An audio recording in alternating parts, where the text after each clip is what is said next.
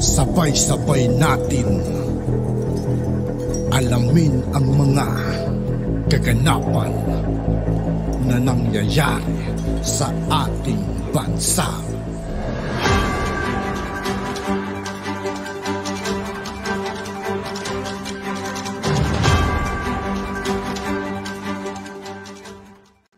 Yo, what's up mga kaibigan? This is I2K po again. Ngayon nandito naman ulit tayo sa channel ni Pinas News Insider. Dito naman ulit tayo magbibigay ng komento at reaksyon, kaya samahan nyo ko guys. Let's go! Ito ang balita ngayon. Viral ngayon sa mundo ng social media. Ang di umano'y balitang dating Senator Franklin Drilon mananagot di umano sa kapalpakan ng mahigit kalahating bilyong pisong flyover project sa Iloilo. Ito ang naging panawagan ng marami sa ating mga kababayan. Pero bago ang lahat, kung bago ka pa lamang sa lahat ng hindi pa nakasubscribe mga kaibigan kay Pinas News Insider, mag-subscribe na po tayo at huwag nyo rin pong kalimutan mag-subscribe dito sa aking channel. Sa aming channel, please huwag kalimutang mag-subscribe at i-click ang notification bell para mas maging updated ka palalo sa lahat pa ng bagong video na i-upload namin. At eto na nga mga kababayan, ang Ongka Flyover sa Iloilo City ay proyekto di umano ng dating senator na si Franklin Drilon bago ito magretiro sa politika. Ito'y matatagpuan sa pagitan ng munisipalidad ng Abia at Haro sa Iloilo City na may habang Grabe mga kaibigan, sobrang tagal na nito, pero dapat nahalungkat din itong bagay na ito mga kaibigan, kasi hindi naman biro-biro yung pinakawalang pera dito mga kaibigan, no? 680 ata mga kaibigan, 680 million ata yung pinakawalan dito 453.7 meters na tulay.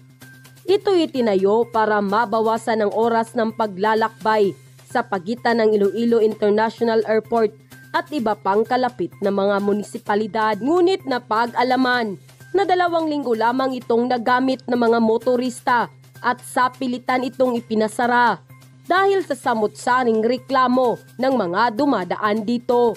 Ang kalsadang ito ay madalas bumaha sa tag-ulan. Lumulubog ang flyover at umaalog, kaya nanawagan ng mga commuters at motorista na pananagutin ng gobyerno sa 680 milyong pisong halaga ng Ongka Flyover. Dapat tumagan tong klaseng tao mga kaibigan, dapat iniimbestigahan, pinag-uusapan sa Kongreso o Senado, di ba? Na di umano'y palpak na proyekto na anila'y nagpahirap sa kanila mula nang magbukas ito noong September 6, 2022. Kaya sinisisi ngayon di umano ng ating mga kababayan ang dating senator na si Franklin Drilon, na kilalang dilawan at kasapi ng Liberal Party. At minsay sinabi na naging palpak di umano ang Build program ng dating Pangulong Duterte. Nakakatawa na lang isipin mga kaibigan kung ano yung mga binabato nila, yun yung bumabalik sa kanila. Kaya naman marami sa ating mga kababayan ang nanawagan panagutin ang may sala dahil dugo at pawis ng buwis ng taong bayan ang nasayang. Samantala, hindi naman mapigilan ng marami sa ating mga kababayan na magbigay ng kanilang hinaing at komento sa mundo ng social media. At ayon pa sa kanila, malamang tinipid sa materialis yan, kaya lumubog yung flooring. Tapos ang laki pa ng budget, kaya mukhang malaki ang nakurakot nila dyan sa flyover na yan. Basta Liberal Party talaga, Hais. Maraming salamat Senator Franklin Drilon. Malamang, involved na naman si Drilon dyan. Parang Iloilo Convention Center na naman ang kaso na yan. Overpriced and haphazardly finished. Nakasuhan na ba siya? Kaya mga dilawat kakamping, sino ba talaga ang tunay na kawatan?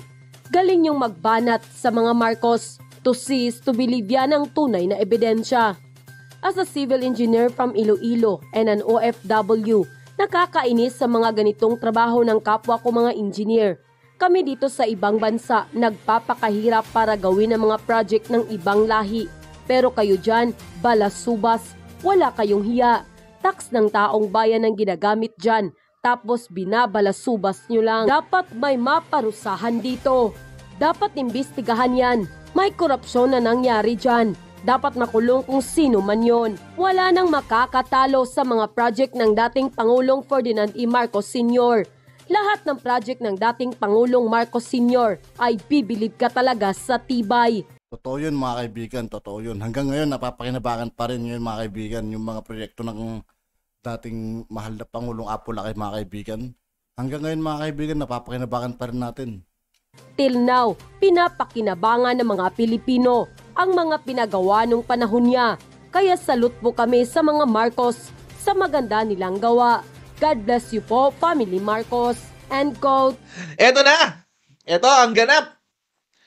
Merong flyover sa Iloilo na nung una ay ikinikredit sa admin, pero yung mainstream media pilit talaga nilang ibinigay yung credit sa isang dating senador.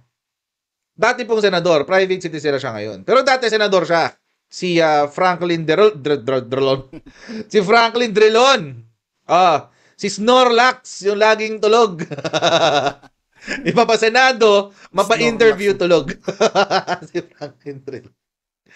So, etong ganap mga kakonsyero. Apparently,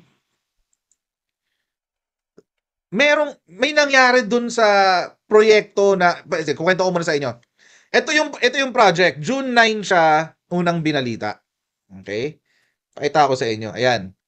Major Infra Projects PRRD Legacy in Iloilo. So, nung una, ikinakredit nila kay PRRD itong, at least si PNA. Si PNA ito eh. Kinakredit nila yan kay PRRD. Nung una. Pero, yung mayor mismo, or mayor ba to? Or, wait.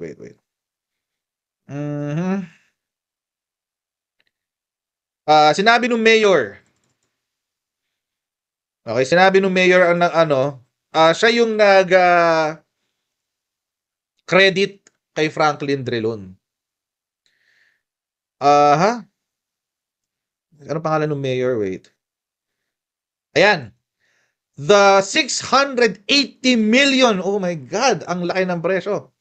680 million UNCA-2 flyover located at the junction of Senator Benigno Aquino Jr. Avenue and Felix Goriseta Jr. Avenue in the municipality of Pavia is expected to open before the end of this month.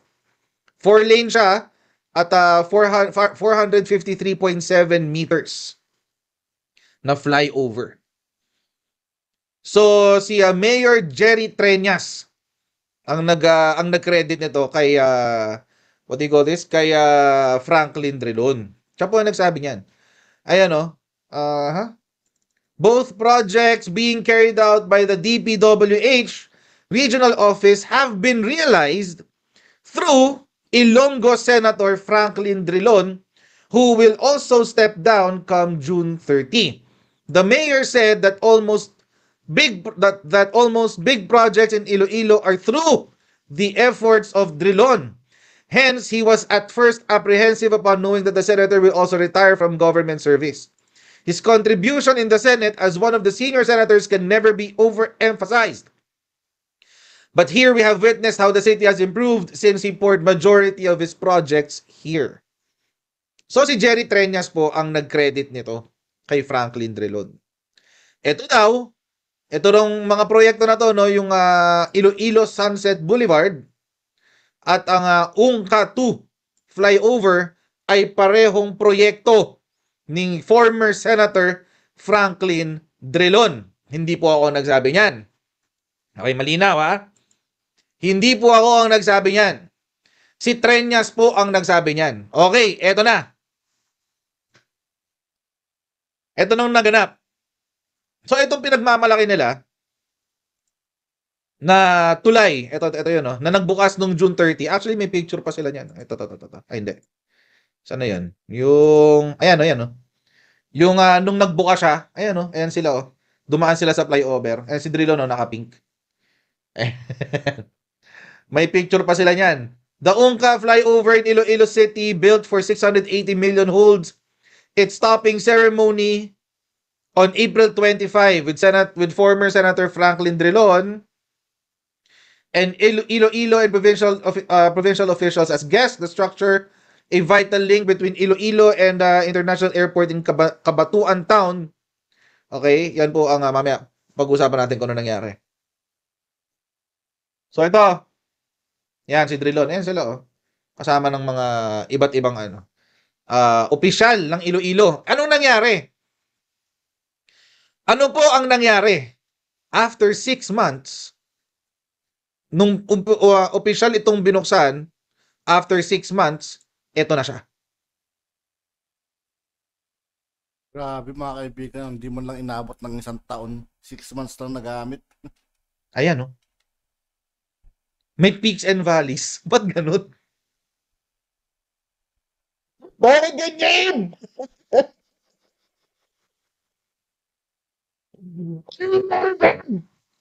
Bakit nagkaganyan yan?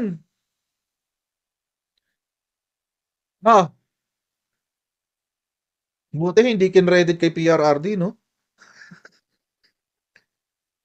Pasensya na po sa mga taga Iloilo. Pero ano nangyari? Ano nangyari dyan? Lumulubog. Lumulubog yung flyover. DPWH binulabog sa lumubog na flyover. Si DPWH lang ang binubulabog nyo. Hindi nyo idama yung project sponsor. Si Franklin Drilon. Ano? Pati hindi niya idama yung project sponsor. O pinagmamalaki pa na ni Mayor Treñas o ni si Franklin Drilon daw ang nag-initiate.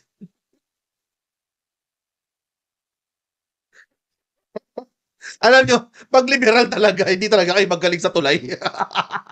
Real talk yun mga kaibigan, ano. Tulad na naman yung tulay na sa... saan yung mga kaibigan yung kahoy, yung lumubog. Yung nilakaran nila biglang lumubog eh. Tapos milyon daw yung budget nun, kahoy. Ano nga mababa.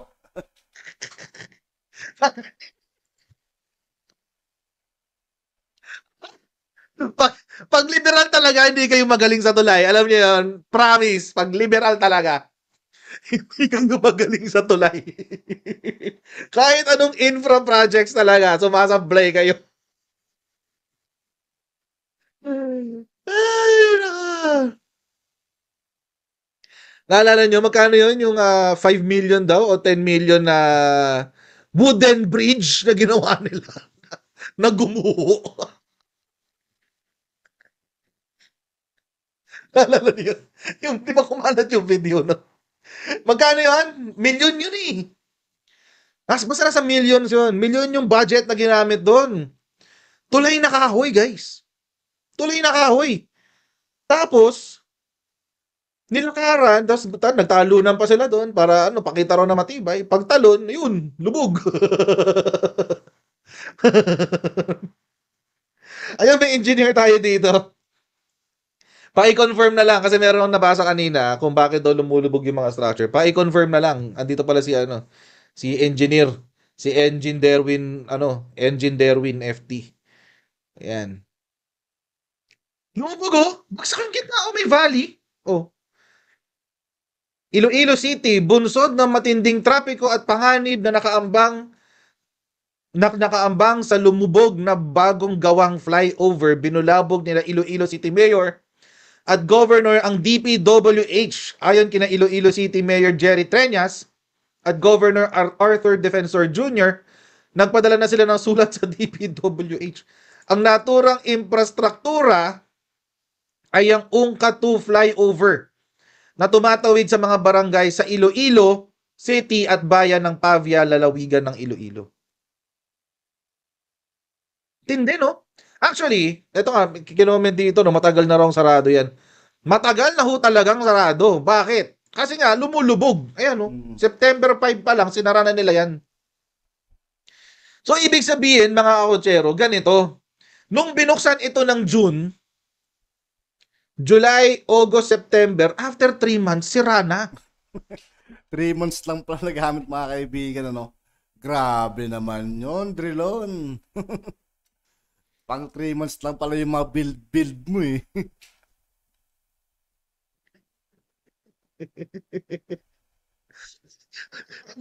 Three months lang, guys! Ang tindi! 3 months lang. Sinara na siya. September 5, 2022. Oh, may pagsara na siya. Engineer Jose Al Fruto, Assistant Regional Director ng DPWH of Western Visayas, confirmed that the 2-lane right portion of the flyover will open anytime today. So, isang parte lang yung binuksan. Pero, ito September 5. O, ito na nangyari. September 18, wala na. After 1 week, hindi na binuksan yung buong tulay. Drilon 680 million ungka flyover project in Iloilo shut down for 1 week due to structural integrity. At simula September 18, mga kakotsero, hindi na po yan binuksan. Hindi na po yan binuksan. Kasi, according to Panay News, wala pa akong assurance na magbubukas to ng Christmas. November ho ito. November 23.